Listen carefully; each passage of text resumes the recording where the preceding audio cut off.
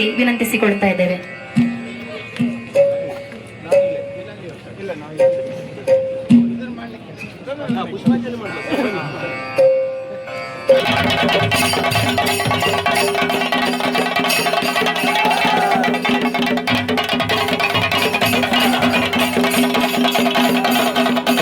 ಅವತರಿಸುವ ಕವಿತೆಗಾಗಿ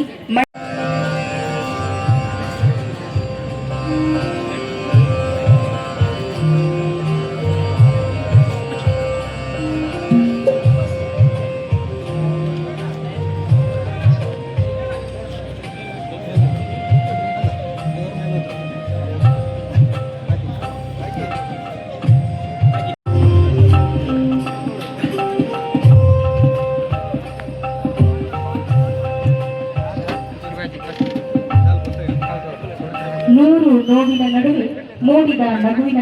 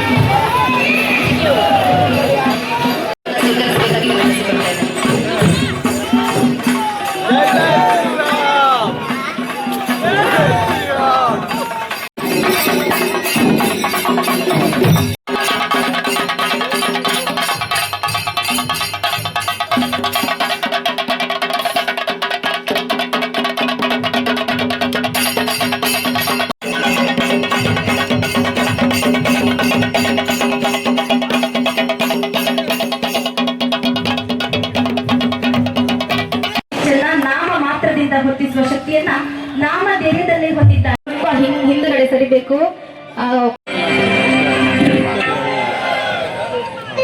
ಭಾರತ್ ಮಾತಾ ಕಿ, ಭಾರತ್ ಮಾತಾ ಕಿ, ಛತ್ರಪತಿ ಶ್ರೀ ಶಿವಾಜಿ ಮಹಾರಾಜ ಕಿ, ರಾಣಿ ಅಬಕ್ಕ ಚೌಟಾ ಕಿ, ರಾಣಿ ದುರ್ಗಾವತಿ ಕಿ, ಮಹಾರಾಣಿ. ಬಹಳ ಸಂತೋಷ ಆಗ್ತಾ ಇದೆ.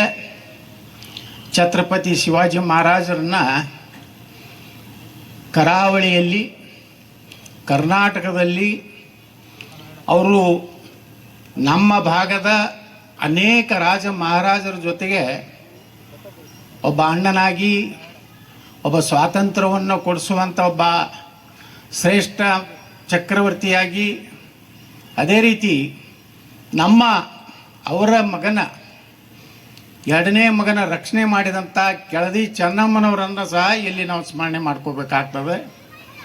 ಅದೇ ರೀತಿ ಮಹಾರಾಣಿ ಅಬ್ಬಕ್ಕನವ್ರ ಬಗ್ಗೆ ಈಗಾಗಲೇ ನಮ್ಮ ಡಾಕ್ಟರ್ ಸಂದೀಪ್ ರಾಜ್ ಅವರು ಇವತ್ತು ಅವರನ್ನು ಸಹ ಇಲ್ಲಿ ನೆನಪು ಮಾಡ್ಕೊಳ್ಳುವಂಥ ಕೆಲಸ ಮಾಡಿದ್ದಾರೆ.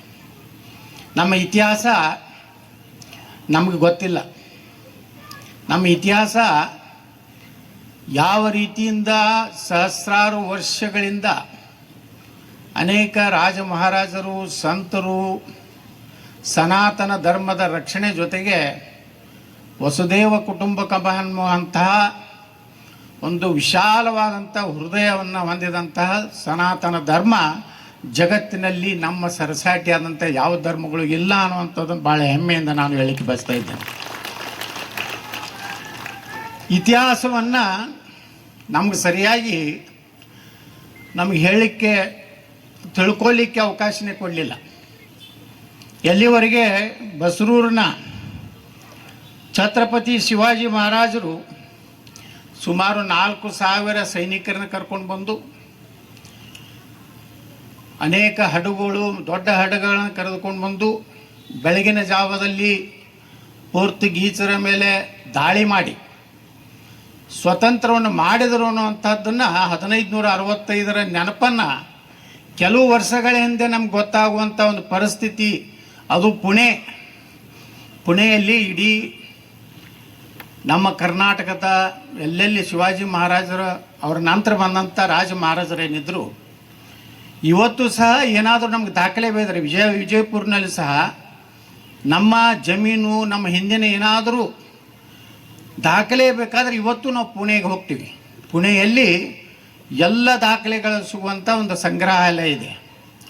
ಭಾಳಷ್ಟು ಕೋರ್ಟಿನಲ್ಲಿ ನಮ್ಮ ಹಕ್ಕನ್ನು ಪ್ರತಿಪಾದಿಸಬೇಕಾದ್ರೆ ಇವತ್ತು ಪುಣೆಯ ಒಂದು ಇದರಿಂದ ಅಲ್ಲೇನು ಮೋಡಿ ಅಂತೇಳಿ ಒಂದು ಅದರದ್ದೇ ಆದಂಥ ಒಂದು ಇದು ಇದೆ.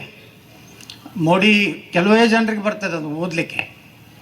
ಇವತ್ತು ಮುಂಬೈ ಕರ್ನಾಟಕ ಅಂದರೆ ಬಿಜಾಪುರ ಹಿಡಿದು ಶಿವಾಜಿ ಮಹಾರಾಜರ ಕಾಲದಲ್ಲಿ ಹಿಡಿದು ಅವ್ರ ನಂತರ ಬಂದಂಥ ಪೇಶ್ವೆಗಳು ಎಲ್ಲ ದಾಖಲೆಗಳನ್ನು ಬಹುಶಃ ಭಾರತದಲ್ಲಿ ನಮಗೆಲ್ಲ ಏನು ಕಲಿಸ್ಕೊಟ್ಟಿದ್ದಾರೆ, ಬ್ರಿಟಿಷರ ದಾಖಲೆಗಳನ್ನು ಮೇಂಟೈನ್ ಮಾಡಿದ್ರು, ಅವರು ಇದನ್ನು ಕಲಿಸ್ಕೊಟ್ಟಿರ್ತಲ್ಲ. ಇದು ಶಿವಾಜಿ ಮಹಾರಾಜರು ಪೇಶ್ವೆ ಕಾಲದಲ್ಲಿಯೂ ಸಹ ನಮ್ಮ ದೇಶದಲ್ಲಿ ಭೂ ಅಳತೆ ಮಾಡುವಂಥ ಒಂದು ವಿಜ್ಞಾನ ಇತ್ತು ಅನ್ನೋಂಥದ್ದನ್ನು ಇವತ್ತು ನಾವು ನೆನಪು ಮಾಡ್ಕೊಳ್ಳುವಂಥ ಕಾಲ. ಇವತ್ತು ನಮ್ಮ ದೇಶದಲ್ಲಿ 100 ವರ್ಷ ಇವತ್ತು ರಾಷ್ಟ್ರೀಯ ಸ್ವಯಂ ಸೇವಕ ಸಂಘದ 100 ವರ್ಷದ ಒಂದು ನಮ್ಮ ಶತಮಾನೋತ್ಸವವನ್ನು ಆಚರಣೆ ಮಾಡ್ತಾ ಇದ್ದೀವಿ. ಛತ್ರಪತಿ ಶಿವಾಜಿ ಮಹಾರಾಜರ ಪ್ರೇರಣೆ ತೆಗೆದುಕೊಂಡು ಇವತ್ತೇನಾರೆ ಭಾರತ ಇನ್ನೂ ನಾವು ಎದೆ ಸೆಟಿಸಿ ಎದೆ ಉಬ್ಬಿಸಿ ಹಿಂದೂಗಳು ಈ ದೇಶದಲ್ಲಿ ಅಡ್ಡಾಡ್ತಿದ್ರೆ ಅದಕ್ಕೆ ಕಾರಣ ರಾಷ್ಟ್ರೀಯ ಸ್ವಯಂ ಸೇವಕ ಸಂಘ ಅನ್ನುವಂಥದ್ದು ನಾವೆಲ್ಲರೂ ಇವತ್ತು ಸ್ಮರಣೆ ಮಾಡಿಕೊಳ್ಬೇಕು. ಅದು ಇರದೇ ಇದ್ದರೆ ಈ ದೇಶದಲ್ಲಿರುವಂಥ ನಕಲಿ ಜಾತ್ಯತೀತರು ಅದು ಸಂಘ ಇರದೇ ಇದ್ದರೆ ನಮ್ಗೆ ಇತಿಹಾಸ ಗೊತ್ತಾಗ್ತಿರ್ಲಿಲ್ಲ. ಅನೇಕ ಇತಿಹಾಸಗಳು ಈಗ ದುರ್ಗಾ ಏನು ಮಹಾರಾಣಿ ಬಗ್ಗೆ ಹೇಳಿದ್ರು, ಅಕ್ಬರ ಎಂದೂ ಸೂರ್ಯನಿರಲಿಲ್ಲ. ಏನು ಅವ್ರು ಹೇಳಿದಂಥ ಆ ಮಹಾರಾಣಿಯನ್ನು ಎದುರಿಸದೆ ಅಕ್ಬರ್ನನ್ನು ಬಂಧನ ಮಾಡಿದಂಥ ಒಬ್ಬ ಮಹಾರಾಣಿ ದೇಶದಲ್ಲಿ ಇದ್ದಳು, ಅದೇ ದುರ್ಗಾದೇವಿ ಅನ್ನೋಂಥದ್ದನ್ನು ನಮ್ಗೆ ಗೊತ್ತಿರಲಿಲ್ಲ. ಕೆಳದಿ ಚೆನ್ನಮ್ಮನ ಇತಿಹಾಸದಲ್ಲಿ ಔರಂಗಜೇಬ ದಾಳಿ ಮಾಡಿದಾಗ ಅವಾಗ ರಾಜಾರಾಮ ಅನ್ನುವಂಥ 2ನೇ ಮಗ, ಯಾಕೆಂದ್ರೆ ಮೊದಲೇ ಮಗ ನಿಮ್ಗೆ ಗೊತ್ತಿದೆ ಚಾವ ಅಂತ ತಾವೆಲ್ಲ ಚಿತ್ರ ನೋಡಿದ್ದೀರಿ, ಯಾವ ರೀತಿಯಾಗಿ ಕ್ರೂರ ಹತ್ಯೆಯನ್ನು ಮಾಡ್ದ. ಆದರೆ 2ನೇ ಮಗ ಅವನ ರಕ್ಷಣೆ ಮಾಡಿದಂಥವ್ರು. ಅವತ್ತು ಯಾವುದೇ ಒಬ್ಬ ದೊಡ್ಡ ಶತ್ರು ಭಾಳ ಬಲಾಟೆ ಇದ್ದಾಗ ಆ ಧೈರ್ಯವನ್ನು ಯಾರೂ ಮಾಡೋದಿಲ್ಲ. ಆದರೆ ಕೆಳದಿ ಚೆನ್ನಮ್ಮನವರು ಆ ರಾಜಾರಾಮನನ್ನು ರಕ್ಷಣೆ ಮಾಡೋದು ಅಷ್ಟೇ ಅಲ್ಲ, ಔರಂಗಜೇಬನ ಮಗನನ್ನು ಸೋಲಿಸಿದಂಥ ಕೀರ್ತಿ ಕೆಳದಿ ಚೆನ್ನಮ್ಮನ ಏನು ನಮ್ಮ ನಾಯಕರಿಗೆ ಶಿವಪ್ಪ ನಾಯಕರ ವಂಶಕ್ಕೆ ಸಲ್ತದ ಅನ್ನುವಂಥದ್ದನ್ನ ಅಭಿಮಾನದಿಂದ ಇವತ್ತು ನಾವು ಹೇಳಬೇಕಾಗ್ತದೆ. ಇನ್ನೊಬ್ಬರು ಬೆಳವಡಿ ಮಲ್ಲಮ್ಮ ಅಂತಿದ್ರು. ಇವತ್ತು ಬೆಳವಡಿ ಅಂಥೇಳಿ ಬೆಳಗಾವಿ ಜಿಲ್ಲೆಯಲ್ಲಿ ಒಂದು ಸಣ್ಣ ಸಾಮ್ರಾಜ್ಯ. ಆ ಹೆಣ್ಮಗಳು ಜಗತ್ತಿನಲ್ಲೇ ಮೊದಲ ಮಹಿಳಾ ಸೈನ್ಯನ ಕಟ್ಟಿದಂಥ ಹೆಣ್ಮಗಳು ಯಾರಪ್ಪ ಅಂದರೆ ಬೆಳವಡಿ ಮಲ್ಲಮ್ಮ ಅಂತ ಹೇಳ್ತಾರೆ. ಈ ರೀತಿ ಬೆಳವಡಿ ಮಲ್ಲಮ್ಮ ಸಹ ಇವತ್ತು ಶಿವಾಜಿ ಮಹಾರಾಜರ ಒಂದು ಏನು ಸಂಬಂಧ ರಾಜಕೀಯವಾಗಿ ಇದ್ದಂಥ ಕಾಲದಲ್ಲಿ ನಾವು ಇವತ್ತು ಎಲ್ಲ ಮಹಾಪುರುಷರು ಇವತ್ತೇನು ನಮ್ಮ ರಕ್ಷಣೆಗಾಗಿ ಸನಾತನ ಧರ್ಮದ ರಕ್ಷಣೆಗಾಗಿ ಇವತ್ತೇನು ಕಾರ್ಯ ಮಾಡಿದ್ದಾರೆ ಅವ್ರನ್ನ ಸ್ಮರಣೆ ಮಾಡ್ಕೊತ ಕೆಲಸ ಶಿವಾಜಿ ಮಹಾರಾಜರನ್ನ ಕೇವಲ ಮರಾಠ ಸಾಮ್ರಾಜ್ಯ ಅನ್ನುವಂಥ ಒಂದು ವ್ಯವಸ್ಥಿತವಾಗಿ ಅವರು ಇಡೀ ಸನಾತನ ಹಿಂದೂ ಧರ್ಮದ ಹಿಂದವಿ ಸಾಮ್ರಾಜ್ಯ ಸಲುವಾಗಿ ಹೋರಾಟ ಮಾಡಿದವರು ಛತ್ರಪತಿ ಶಿವಾಜಿ ಮಹಾರಾಜರು. ಆದರೆ ಇವತ್ತಿನ ಈ ಎಡಚರರು ಏನದಾರಲ್ಲ, ಈ ದೇಶಕ್ಕೆ ಸ್ವಾತಂತ್ರ್ಯ ಸಿಕ್ಕ ಮೇಲೆ ಛತ್ರಪತಿ ಶಿವಾಜಿ ಮಹಾರಾಜನ ಕೇವಲ ಮರಾಠ ಅನ್ನುವಂಥ ಶಬ್ದಕ್ಕೆ ಅವರು ಒಂದು ಜಾತಿಗೆ ಸೀಮಿತ ಮಾಡಿದ್ರು. ಆದರೆ ಬಸರೂರು ಗ್ರಾಮ ಮತ್ತು ಶಿವಾಜಿ ಮಹಾರಾಜರ ಒಂದು ಸಂಬಂಧ ಏನಿದೆ, ಅವಾಗ ಅವರ ಸಹಾಯ ಕೇಳಿದಾಗ ಬಂದು ಇಲ್ಲಿ ಶಿವಾಜಿ ಮಹಾರಾಜರು ಅತ್ಯಂತ ಮೌಲ್ಯಾಧಾರಿತವಾದಂಥ ಧರ್ಮ ಪರಿಪಾಲನೆಯನ್ನು ಮಾಡಬೇಕಾದರೆ ಅವರ ತಾಯಿ ಜೀಜಾಮಾತೆ ಸಣ್ಣ ಮಗುವಿದ್ದಾಗಿನ ಹಿಡಿದು ಮಹಾಭಾರತ ರಾಮಾಯಣದ ಮೂಲಕ ಇವತ್ತು ಆ ಒಂದು ಶಿವಾಜಿ ಮಹಾರಾಜರನ್ನ ತಯಾರು ಮಾಡಿದ್ರಲ್ಲ, ಅದರ ಪರಿಣಾಮದಿಂದ ಯಾವುದೇ ಶತ್ರು ಸೈನ್ಯದ ಬೇರೆ ಜಾತಿಯ ಹೆಣ್ಣು ಮಕ್ಕಳನ್ನ ಸಹ ಅವರು ಯಾವುದೇ ರೀತಿಯ ಅತ್ಯಾಚಾರ ಆಗಲಿ, ಅವ್ರ ಮೇಲೆ ಒಂದು ರೀತಿ ಚಿತ್ರಹಿಂಸೆ ಆಗಲಿ ಮಾಡದೇ ಇರುವಂಥದ್ದಕ್ಕೆ ಶಿವಾಜಿ ಮಹಾರಾಜರು ಇವತ್ತು ಎಲ್ಲರಿಗೂ ಆದರ್ಶ ಇದ್ದಾರೆ ಅನ್ನೋವಂಥದ್ದನ್ನು ನಾವು ನೆನಪು ಮಾಡ್ಕೋಬೇಕಾಗ್ತದೆ. ಶಿವಾಜಿ ಮಹಾರಾಜರನ್ನ ಅನೇಕ ಸಲ ನೋಡ್ತೀವಿ ಇಲ್ಲಿ. ನಾವು ಯಾವ ಭಾಷಾ ಆಧಾರದ ಮೇಲೆ ಅವ್ರನ್ನೂ ಸಹ ಅಪಮಾನ ಮಾಡುವಂಥದ್ದು ಕರ್ನಾಟಕದಲ್ಲಿ ನಡೀತು. ಬೆಂಗಳೂರಿನಲ್ಲಿ ಇರುವಂಥ ಮೂರ್ತಿಗೆ ಮಸಿ ಬೆಳೆಯುವಂಥ ಕೆಟ್ಟ ಕೆಲಸ ಇವತ್ತು ಈ ರಾಜ್ಯದಲ್ಲಿ ಕೆಲವೊಂದು ಮಂದಿ ಮಾಡಿದಂಥದ್ದು ಸಹ ನಾನು ಬೆಳಗಾವಿ ಅಧಿವೇಶನದಲ್ಲಿ ಒಂದು ಪ್ರಸ್ತಾಪ ಮಾಡಿದೆ.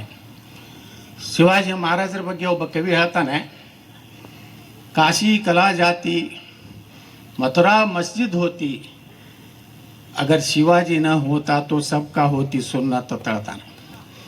ಅಂದರೆ ಎಲ್ಲರೂ ಬ್ಯಾರಿಗಳು ಹಾಕ್ತಿದ್ವಿ ಅಂತ ಹೇಳ್ದಂಗೆ ಶಿವಾಜಿ ಮಹಾರಾಜರ ನಿರಂತರವಾದಂಥ ದಕ್ಷಿಣ ಭಾರತದಲ್ಲಿ ಮೊಘಲರ ಅಂತ್ಯ ಯಾವಾಗ ಪ್ರಾರಂಭ ಆಯ್ತಂದರೆ ಶಿವಾಜಿ ಮಹಾರಾಜರ ಕಾಲದಲ್ಲಿ ಮೊಘಲರ ಅಂತ್ಯ ಪ್ರಾರಂಭ ಆಯಿತು. ದಕ್ಕನ ಪ್ರದೇಶ ಅಂತ ಏನು ಕರಿತೀವಿ ಅಲ್ಲಿ ಬಂದು ದಿಲ್ಲಿ ಆಗ್ರಾ ಬಿಟ್ಟು ಬಂದು ಔರಂಗಜೇಬ ಕೇವಲ ಶಿವಾಜಿ ಮಹಾರಾಜರನ್ನ ಮುಗಿಸ್ಬೇಕಂತ ಹೇಳಿ ಬಂದ. 20 ವರ್ಷ ಆದ್ರೂ ಶಿವಾಜಿ ಮಹಾರಾಜರನ್ನ ಮುಗಿಸ್ಲಿಕ್ಕಾಗಲಿಲ್ಲ. ಅವನೇ ಹಾದಿಯಲ್ಲಿ ಬಿದ್ದು ಸತ್ತು ಹೋದಂಥದ್ದು ಇತಿಹಾಸ ಔರಂಗಜೇಬ ಒಂದು. ಇವತ್ತು ನೋಡ್ತೀವಿ ಕರ್ನಾಟಕದಲ್ಲಿ ಟಿಪ್ಪು ಸುಲ್ತಾನನ ವೈಭವೀಕರಣ ಆಗ್ತದೆ. ಲಕ್ಷಾಂತರ ಹಿಂದೂಗಳನ್ನು ಇವತ್ತು ಕೊಲೆ ಮಾಡಿ ಹೆಣ್ಣುಮಕ್ಕಳನ್ನ ಅತ್ಯಾಚಾರ ಮಾಡಿ ಇರುವಂತಹ ಒಬ್ಬ ಟಿಪ್ಪು ಸುಲ್ತಾನ್ ಬಗ್ಗೆ ಇವತ್ತು ಚರ್ಚೆ ಮಾಡ್ತೀವಿ. ಒಮ್ಮೆ ನನಗೆ ವಿಧಾನಸೌಧದ ಬೆಳಗಾವಿ ಅಧಿವೇಶನ ಮುಂದೆ ಸಿದ್ದರಾಮಯ್ಯನವರು ನನ್ನ ಎದುರಿಗೆ ಬಂದರು. ಹಿಂಗೆ ಮಾತುಕತೆ ನಡೀತು. ಯಾಕ್ರಿ ನೀವು ಟಿಪ್ಪು ಸುಲ್ತಾನ್ ಬಗ್ಗೆ ಇಟ್ಟ್ಯಾಕೆ ಪ್ರೀತಿ ಇದೆ ಅದಕ್ಕೆ ನಾನು ಕೇಳಿದೆ. ಅಂದಾಗ ಅವ್ರು ಹೇಳಿದ್ರು, ಇಲ್ಲಿ ಯತ್ನಾಳ್ ಅವರೆಲ್ಲ ರಾಜ ಮಹಾರಾಜರು ಹೋರಾಟ ಮಾಡ್ತಿದ್ರು ಅಂತ. ನಾ ಹೇಳಿದೆ, ರಾಜ ಮಹಾರಾಜರು ಹೋರಾಟ ಮಾಡೋದು ಬೇರೆ, ಆದರೆ ಧರ್ಮಾಂತರ ಮಾಡೋದು, ಹೆಣ್ಣು ಮಕ್ಕಳ ಮೇಲೆ ಅತ್ಯಾಚಾರ ಮಾಡುವಂತಹನ್ನ ನೀವು ಹೆಂಗೆ ಒಪ್ತೀರಿ ಅನ್ನೋವಂಥ ಮಾತು ಕೇಳಿದಾಗ ಸಿದ್ದರಾಮಯ್ಯನವ್ರ ಮಾತು ಏನೋ ಅದಕ್ಕೆ ಉತ್ತರ ಕೊಡದೆ ನಾ ಕೂತು ಹೋಗ್ಬಿಟ್ರು. ಪ್ರಶ್ನೆ ಬಂದಾಗ ನಾವು ಕೇಳಲೇಬೇಕು. ಯಾವಾಗಲೂ ಮೊನ್ನೆನೂ ಬೆಳಗಾವಿ ಅಧಿವೇಶನದಲ್ಲಿ ಒಂದು ಘಟನೆ ನಡೀತು. ಸಿದ್ದರಾಮಯ್ಯನವ್ರನ್ನ ಪ್ರಶ್ನೆ ಹಾಕಿದೆ, ಮುಸ್ಲಿಮರಿಗೆ ರಿಸರ್ವೇಷನ್ ಕೊಡಲಿಕ್ಕೆ ಸಂವಿಧಾನದಲ್ಲಿ ಅಲ್ಲಿ ಅವಕಾಶ ಇದೆ. ಇಷ್ಟು ಕೇಳಿದ್ದಕ್ಕೆ ಯಾವುದೋ ಆರ್ಟಿಕಲ್ ಹೇಳ್ಕೊಂಡು ಬುಕ್ಕ ತೆಗೆದ್ರು. ರಾಯರೆಡ್ಡಿ ಬಂದರು, ಚೀಫ್ ಸೆಕ್ರೆಟರಿ ಬಂದರು, ಎಲ್ಲರೂ ಬಂದರು, ಸಿಗಲೇ ಇಲ್ಲ. ಅದಕ್ಕೆ ಉತ್ತರನೇ ಕೊಡೋದಾಗಲಿಲ್ಲ. ಸಂದರ್ಭ ಬಂದಾಗ ಅಲ್ಲೇ ಎದುರಿಗೆ ಉತ್ತರ ಕೊಡದೇ ಇದ್ದರೆ ಇವತ್ತು ನಮ್ಮ ತಂಟೆಗೆ ಬರೋದಿಲ್ಲ ಅವರು. ನಾ ಅದಕ್ಕೆ ಉತ್ತರ ಅಲ್ಲೇ ಕೊಟ್ಬಿಡ್ತೇನೆ. ನಾನು ಹೇಳಿದ್ರು, ನೀವೊಬ್ಬ ಉಚ್ಚಾಟನೆಗೊಂಡಂಥ ಶಾಸಕ, ನಾ ಹೇಳಿದೆ ಸಿದ್ದರಾಮಯ್ಯವರು ನಿಮ್ಮನ್ನೂ ಸನ್ಮಾನ್ಯ ದೇವಗೌಡರು ಉಚ್ಚಾಟನೆ ಮಾಡಿದ್ರು. ಯಾಕಂದರೆ ಉತ್ತರ ಕೊಡದೆ ನಾವು ಬಿಟ್ಟರೆ ಅವರು ಮತ್ತಿಷ್ಟು ಹಾರಾಡ್ತಾರೆ. ಜಮೀನು ಮಾತಕ್ಕಂದು ನೋಡ್ತೀರಿ ನೀವು ನಮ್ಮ ಜೊತೆಗೆ ವಕಫ್ ತಿದ್ದುಪಡಿ ಆಗ್ಬೇಕಂದಾಗ ಗಲಾಟೆ. ಕೊನೆಗೆ ಎಲ್ಲಿಗೆ ಬರ್ತಂದ್ರೆ ದಯವಿಟ್ಟು ಎತ್ನಾಡ್ರೆ ನಿಮ್ಗೆ ಎಷ್ಟು ಬೇಕಾದಷ್ಟು ಅನುದಾನ ಕೇಳ್ರಿ, ನನ್ನ ತಂಟೆಗೆ ನೀವು ಬರಬೇಡ್ರಿ ಅನ್ನೋಂಥ ಪರಿಸ್ಥಿತಿ. ಈ ರೀತಿ ಸಮಾಜದಲ್ಲಿ ಅನ್ಯಾಯ ಆದಾಗ ನಾವು ಎದ್ದು ನಿಂತು ಪ್ರತಿಭಟನೆ ಮಾಡಿದ್ರೆ ಅವರೇನು ಭಾಳ ದೊಡ್ಡ ಪರಾಕ್ರಮಿಗಳಲ್ಲ. ಗೊತ್ತಿದೆ ಅವರ ಇತಿಹಾಸ. ಔರಂಗಜೇಬ ಒಬ್ಬ ಅಕ್ಬರ ಒಬ್ಬ ದುರ್ಗಾದೇವಿನೇ ಎದುರಿಸಲಿಕ್ಕೆ ಆಗಿಲ್ಲ ಅಂದ ಮೇಲೆ ಇನ್ನು ಮಹಾರಾಣಾ ಪ್ರತಾಪರ ಎದುರಿಗೆ ಬರಲೇ ಇಲ್ಲ ಅಕ್ಬರ್. ಅವಾಗ ಮಹಾರಾಣಾ ಪ್ರತಾಪರ ಶೌರ್ಯ ಎಷ್ಟಿತ್ತಂದರೆ ಅವ್ರೇನು ಚೇತಕ ಕುದುರೆ ಇತ್ತಲ್ಲ, ಅವ್ರ ಕೈಯಲ್ಲಿರುವಂತಹ ಖಡ್ಗಿನ ಒಂದು ಆಯುಧದ ಅದರ ತೂಕ ಎಷ್ಟಿತ್ತಂದ್ರೆ 105 kg. ಅಂದರೆ ಯಾರು ಮಹಾರಾಣಾ ಪ್ರತಾಪರು ಎಷ್ಟು ಶೂರರಿದ್ದರು. ಒಬ್ಬ ನರಹಂತಕ, ಒಬ್ಬ ಅತ್ಯಂತ ಒಂದು ಕಾಮುಗಿರುವಂತಹ ಒಬ್ಬ ಸೈನಿಕನನ್ನು ಮಹಾರಾಣಾ ಪ್ರತಾಪರನ್ನ ಹೊಡಿಲಿಕ್ಕೆ ಕಳಿಸ್ತಾನೆ. ಆದರೆ ಮಹಾರಾಣಾ ಪ್ರತಾಪರು ಇರೋದು 7.5 ಫೂಟ್ ಇದ್ದರೆ ಹೇಳ್ತಾರೆ. ಅವರು ಆ ಇಡೀ ರಣರಂಗದಲ್ಲಿ ಅವನ್ನ ಓಡಾಡಿಸಿ ಅವನ್ನ ಹೆಂಗೆ ಹೊಡಿತಾರಂದರೆ ಮಹಾರಾಣಾ ಪ್ರತಾಪರು ತಲೆಗೆ ಹೊಡೆದರೆ ತಲೆಯಿಂದ ಕಾಲಿನವರೆಗೆ ಕುದುರೆ ಮತ್ತು ಅವ ಕೂಡ 2 ಭಾಗ ಆಗಿ ಹೋಗ್ತಾರೆ. ಅಂದರೆ ಇದನ್ನು ಯಾವುದೂ ಇತಿಹಾಸ ನಮ್ಗೆ ತಿಳಿಸ್ಕೊಳ್ಳಿಲ್ಲ. ನಮಗೆಲ್ಲರೂ ಜಾತ್ಯತೀತದ ಹೆಸರಿನಿಂದ ಇವತ್ತು ಭಾರತೀಯ ಶಿಕ್ಷಣ ವ್ಯವಸ್ಥೆ ಭಾರತದಲ್ಲಿ ತರಬೇಕು, ನಿಜವಾದಂಥ ಶೌರ್ಯರು ಯಾರು, ನಿಜವಾದಂಥ ಹೋರಾಟಗಾರರು ಯಾರು ಅನ್ನೋಂಥದ್ದನ್ನು ತಿಳಿಸ್ಬೇಕಂತ ಕೇಂದ್ರ ಸರ್ಕಾರ ಮಾಡಿದ್ರೆ, ಇಲ್ಲಿ ಕರ್ನಾಟಕದಲ್ಲಿ ಒಬ್ಬ ಶಿಕ್ಷಣ ಮಂತ್ರಿ ಅದಾರೆ, ಅವ್ರ ಕರ್ನಾಟಕ ಶಿಕ್ಷಣ ನೀತಿ. ಆದರೆ ಯಾರನ್ನು ಹೊಗಳೋದು, ಟಿಪ್ಪು ಸುಲ್ತಾನ್ ಹೊಗಳೋದು, ಔರಂಗಜೇಬನ ಹೊಗಳೋದು. ಈ ಶಿಕ್ಷಣವನ್ನು ಕೊಡುವಂಥ ವ್ಯವಸ್ಥಿತವಾಗಿ ಈ ರಾಜ್ಯದಲ್ಲಿ ನಮ್ಮ ಮೇಲೆ ನಿರಂತರವಾಗಿ ಇವತ್ತು ನೋಡಿ ನಾವು ಒಂದಾಗುವಂಥ ಅನಿವಾರ್ಯತೆ ಎಲ್ಲ ಆಗಲೇಬೇಕು. ಈಗ ನನಗಿಲ್ಲಿ ಮನೆಯಲ್ಲಿ ಒಬ್ಬರು ಸಂಘದ ಹಿರಿಯರು ಭೇಟಿಯಾಗಿದ್ದರು. ಅವರು ಸಾಮರಸ್ಯವನ್ನು ನಿರ್ಮಾಣ ಮಾಡಬೇಕಂತ ಸಮಾಜದಲ್ಲಿ ಒಂದು ಊರಿನಲ್ಲಿ ಒಬ್ಬ ದಲಿತನ ಮನೆ, ಒಬ್ಬ ಉಳಿದ ಜನಾಂಗ, ಎಲ್ಲ ಜನಾಂಗದರು ಪಕ್ಕದಲ್ಲಿ ಜೀವನ ಮಾಡುವಂಥ ಒಂದು ಮಾದರಿ ಕೆಲಸ ಇಲ್ಲಿ ಮಾಡಿದ್ದಾರೆ ಅಂತ ಹೇಳಿದ್ರೆ ಅವ್ರಿಗೆ ನಾನು ಹೃದಯಪೂರ್ವಕವಾದಂಥ ಅಭಿನಂದನೆಗಳನ್ನು ಸಲ್ಲಿಸಲಿಕ್ಕೆ ಬಯಸ್ತಾ ಇದ್ದೀನಿ. ಯಾಕಂದರೆ ನಾನು ವಿಧಾನಸಭೆಯಲ್ಲಿ ಅನೇಕ ಸಲ ಸರ್ಕಾರಕ್ಕೆ ಹೇಳ್ತಿದ್ದೆ, ನೀವು ಜಾತಿ ಆಧಾರದ ಮೇಲೆ ಹಾಸ್ಟೆಲ್ಗಳು ಮಾಡ್ತಾಯಿದ್ದೀರಿ, ಅದ್ರ ಬಳಿ ಒಂದೇ ಹಾಸ್ಟೆಲ್ ಮಾಡಿ, ಅದರಲ್ಲಿ ಎಲ್ಲ ಸಮುದಾಯದ ಜನ ಅವರ ಮೀಸಲಾತಿ ಪ್ರಕಾರ ಒಂದು ಕಡೆ ಅವರು ಕಲಿಯುವಂಥ ಊಟ ಮಾಡುವಂಥ ಸಂಸ್ಕೃತಿ ಬೆಳೆಸದೆ SC ST ಹಾಸ್ಟೆಲ್ಗಳು ಬೇರೆ, ಹಿಂದುಳಿದ ವರ್ಗದ ಹಾಸ್ಟೆಲ್ಗಳು ಬೇರೆ, ಮುಸ್ಲಿಮರ ಹಾಸ್ಟೆಲ್ಗಳೇ ಬೇರೆ, ಈ ರೀತಿ ಯಾವಾಗಲೂ ಸಮಾಜವನ್ನು ಒಡೆಯುವಂಥ ಕೆಲಸ ಮಾಡ್ತಿರುವಂಥ ಕಾಲದಲ್ಲಿ ಇವತ್ತು ರಾಷ್ಟ್ರೀಯ ಸ್ವಯಂ ಸೇವಕ ಸಂಘ ಇಡೀ ಸಮಾಜವನ್ನು ಒಂದು ಸೂಜಿಯಾಗಿ ಕೂಡಿಸುವಂಥ ಒಂದು ಕೆಲಸ ಈ ದೇಶದಲ್ಲಿ ಮಾಡ್ತಾ ಇರೋದು ರಾಷ್ಟ್ರೀಯ ಸ್ವಯಂ ಸೇವಕ ಸಂಘ ಅಂತ ಅಭಿಮಾನದಿಂದ ಹೇಳಿ, ಇವತ್ತಿನ ಈ ಒಂದು ಕಾರ್ಯಕ್ರಮದಲ್ಲಿ ಬಹುಶಃ ಕರಾವಳಿಯಲ್ಲಿ ನಾನು ಭಾಳ ಸಲ ಬಂದಿಲ್ಲ. ಅವಾಗ ನಮ್ಮ ಹಿಂದೂ ಕಾರ್ಯಕರ್ತರ ಹತ್ಯೆ ಆದಾಗ ಅವಾಗ ನಾನು ಬಂದು ಅವ್ರ ಮನೆಗೆ ಭೇಟಿ ಕೊಟ್ಟು ಹೋಗೋದು ಬಿಟ್ಟರೆ ಕರಾವಳಿ ಭಾಗದಲ್ಲಿ ಭಾಳ ಬಂದಿಲ್ಲ. ಯಾಕಂದರೆ ನಮ್ಮದು ಭಾಷಾ ಸಮಸ್ಯೆನೂ ನಮಗಿದೆ.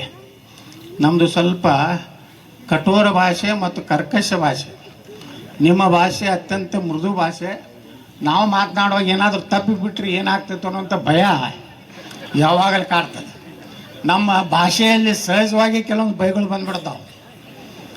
ಅದನ್ನು ಅವೇನು ಮಾಡ್ತಾನೆ ಮಗ, ಹೀಗೆಲ್ಲ ಮಾತಾಡ್ತೀವಿ ನಾವು, ನಮ್ಮ ಭಾಷೆನೇ ಹಂಗೆ ಇದೆ. ಆದರೂ ಸಹ ಇವತ್ತು ಇಂಥ ಒಂದು ದೊಡ್ಡ ಕಾರ್ಯಕ್ರಮ ಇದು. ಶಿವಾಜಿ ಮಹಾರಾಜರನ್ನ ನೆನಪು ಮಾಡ್ಕೋದಂದರೆ ನಮ್ಮ ಸನಾತನ ಧರ್ಮವನ್ನು ಮತ್ತೊಮ್ಮೆ ನೆನಪು ಮಾಡಿಕೊಂಡಷ್ಟು ಅಭಿಮಾನ ಇರುವಂಥ ಒಬ್ಬ ಶಿವಾಜಿ ಮಹಾರಾಜರನ್ನ ಒಂದು ಜಾತಿಗೆ ಹೋಲಿಸ್ಲಿಕ್ಕೆ ಆಗೋದಿಲ್ಲ.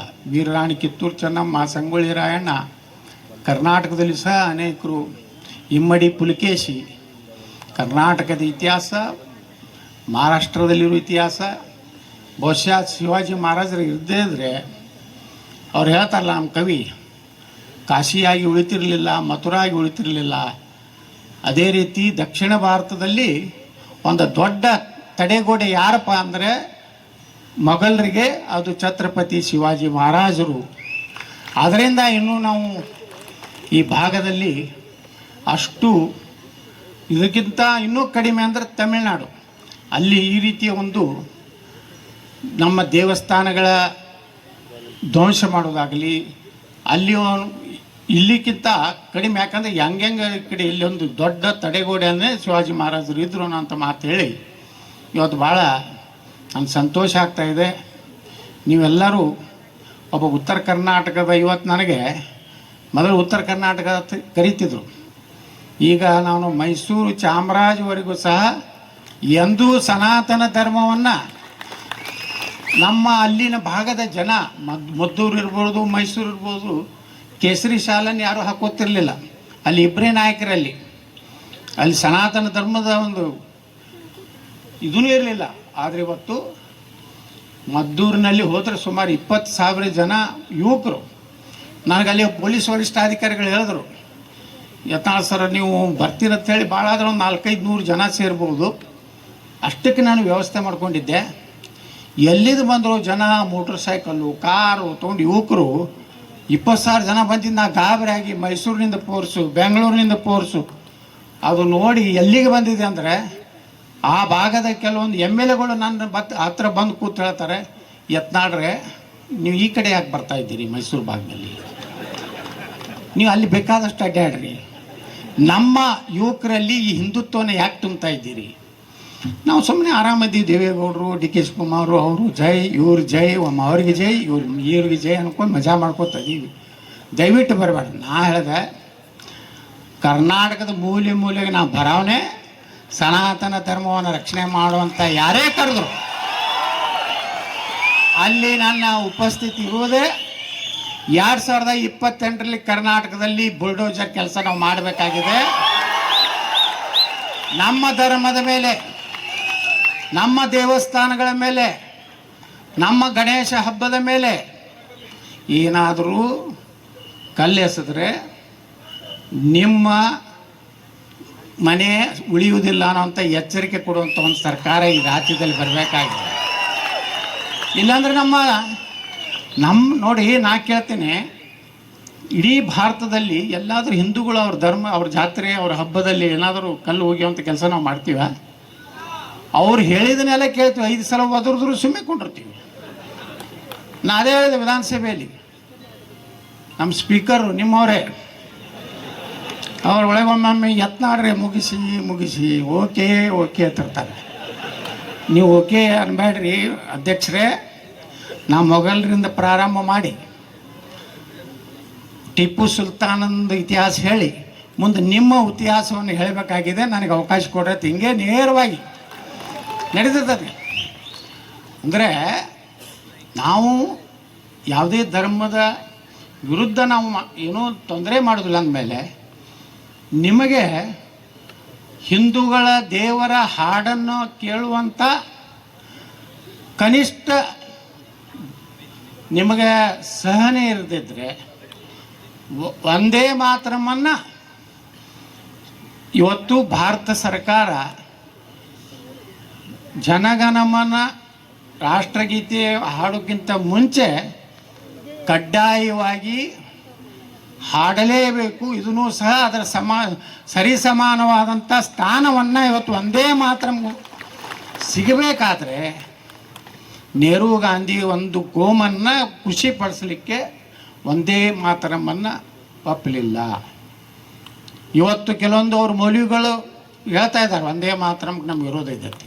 ಹಾಗಾದ್ರೆ ನಮ್ಮ ದೇಶನ ಯಾಕೆ ಹಾಕಿದ್ರಿ? ಪಾಕಿಸ್ತಾನ ಕೊಟ್ಟಾರಲ್ಲ, ಗಾಂಧಿ ಹೋಗಿಬಿಡಿ, ನಿಮ್ಗೆ ಒಂದು ಪಾಲ ಎದುರು ಏನೋ ಆಧಾರದ ಮೇಲೆ ಕೊಟ್ಟಿದ್ದಾರೆ, ಧರ್ಮ ಆಧಾರದ ಮೇಲೆ ಈ ದೇಶ ಹೊಡೆದಿರಲ್ಲ. ಹಾಗಾದ್ರೆ ಇಲ್ಲಿ ಈ ದೇಶನಾಗಿರ್ಬೇಕಾದ್ರೆ